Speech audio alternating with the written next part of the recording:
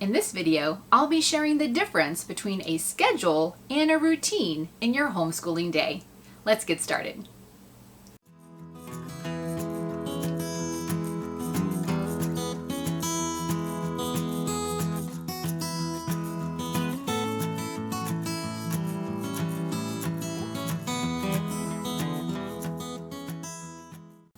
Hi, I'm Holly from the Giles Frontier, and I am a wife and a homeschooling mom to two outdoor-oriented boys. We've been homeschooling more than 12 years now. My boys are 14 and 17, and we're still going strong. Today, I wanted to share what I've learned and the difference between a schedule and a routine. When you're first beginning homeschooling, there's so many decisions to make. Curriculum, all these choices, and do I set an hour by hour schedule? What is a routine? What is our day gonna look like? What's a mom to do? So I wanted to share what's worked for us over the years and how that's changed and how I formulated, in my opinion, the difference between a schedule and a routine. When I talk about a schedule looks something like this. It's your calendar, it's hour by hour. We have breakfast at 7, chores at 7:15, the dog needs to be walked at 7:30. We're going to make our beds and do all these by 7:45. We're going to be at the table starting math at 8 a.m. And the day goes on from there. And while all of that sounds well and good because you can schedule all those subjects and everything you need to do in a homeschooling day on a schedule like that, what can happen over time is it becomes overwhelming.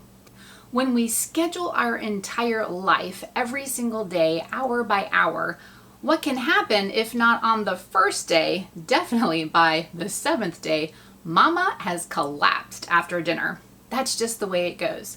You have done everything on your list, you're pushing through, everything's got to get done, we've got to follow the schedule, and in the end, Mama's tired. And then everyone else is tired. And that can cause grumpiness to no end with our homeschoolers. I wanted to share my 3 ideas that I think happen when we try to follow a very strict schedule.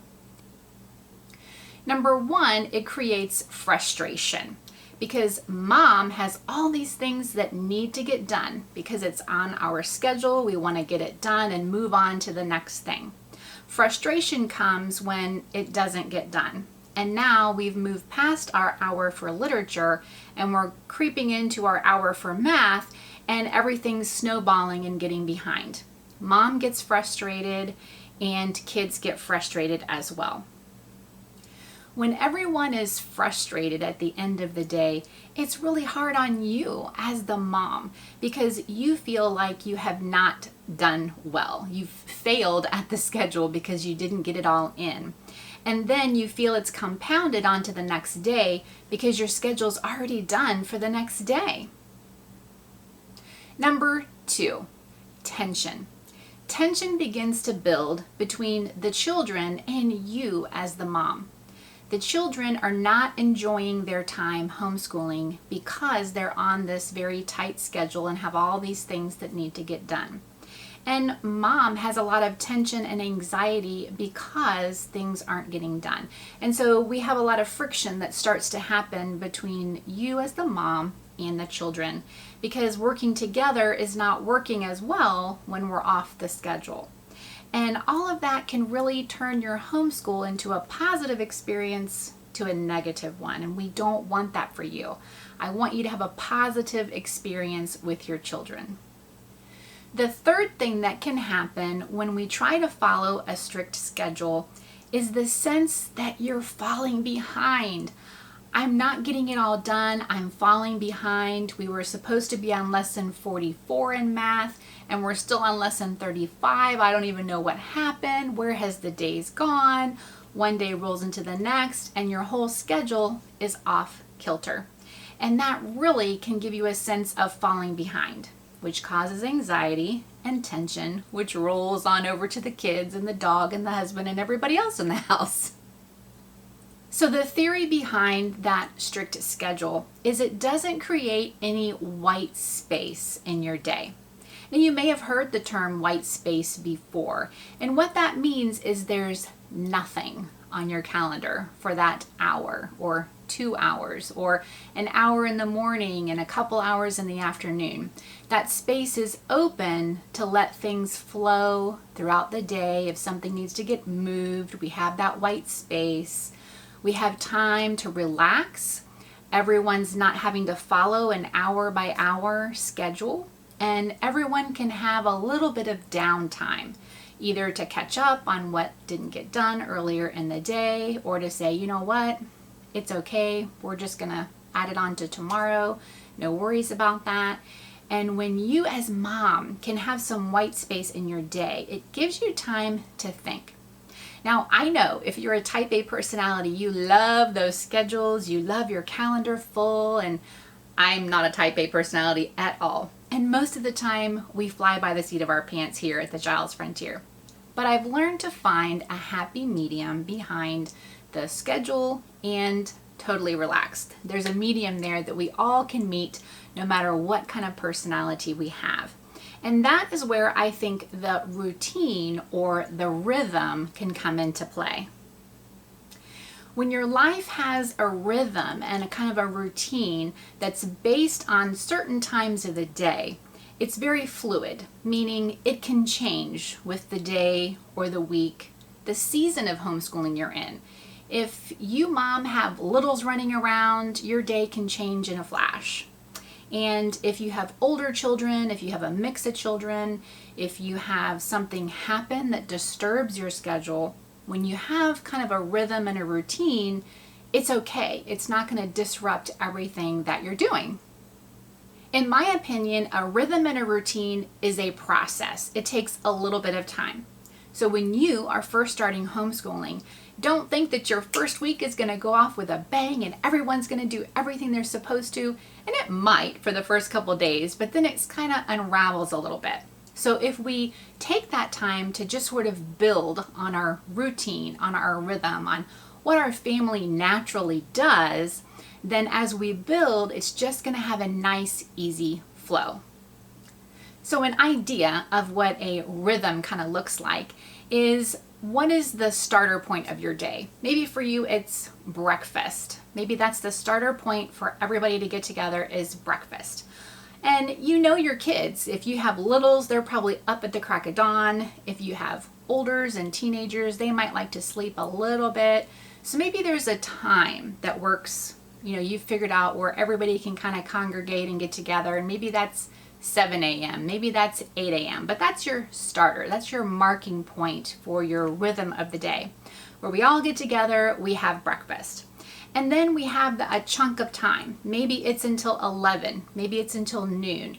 Our next chunk of time is going to be lunch. So we have our breakfast, we have our lunch, and we have things that need to get done in that time frame. We might have chores, we might need to walk the dog. We have our schoolwork. Maybe that is what's getting done in that chunk of time. And what can happen is we're not rushed. If we have an appointment, that's okay, because we're just going to fluid it on into the afternoon. And when you have disruptions, the great thing about a routine or a rhythm is that we're not worried that we don't get every single subject done that day. Because what you want to do is look at your overall plan and make a goal. So what is your main goal? And that's going to be different for the ages that you have in your home. So if your main goal is, if it's broken down and there's nothing you could do, just 1 or 2 things in the day, what is your goal for that day? Well, it might be getting the math lesson done. Maybe it's reading aloud. Whatever that goal is, if everything flies out the window and you got that one thing done, then that was a win for your day. And then everything just sort of shifts back into the next day. So we didn't have lesson 45 on the schedule for math, we just had the next lesson. So if that lesson didn't get done on Tuesday, it can be done on Wednesday. And we're not freaking out, we're not stressing out, we're just moving along into that rhythm. Now, that doesn't mean we're going to be lazy, because we do have an overall plan, but what happens is our children are more relaxed. Do they enjoy a schedule? Yeah, they do. They do from a young age. They like to know what's happening. Well, if we have those markers of breakfast, lunch, maybe it's an afternoon snack or read aloud, they have those markers in their day. Their mind sets to know the other things that need to be accomplished. Then what I want to share with you is that, if you have a different lifestyle at home, so some families might have where their dad goes to work and he's gone all day, so mom's in charge and she needs that routine, she needs that rhythm to make it work because she's there by herself. And that's how you're going to work your rhythm. Well, our family was a little different, where my husband did a lot of jobs where he was home, or he was doing repair jobs or construction jobs that he could take the boys with him. And so I had to be very flexible in our routine and our rhythm. Because if he had a job where he could teach our boys how to do a skill, to me, that was part of the goal that we have for our boys. So they would go off with their dad for that day. And that was the most effective use of time for them than sitting at a textbook and reading about that. They were out in the world, being with their dad, learning a skill. So that's why a rhythm is really important when you can kind of go with that flow. So I might have had a plan for the day, but then if Curtis came in and said, hey, I've got this job and I can teach them how to do drywall today, I really want to take them. Okay, I'm going to shift what we had going on onto the next day or the afternoon or the evening and kind of readjust my plan. So if I'm in a rhythm and I don't have a strict schedule, that isn't going to freak me out. It might freak you out, but that's the way we had to adjust our homeschooling.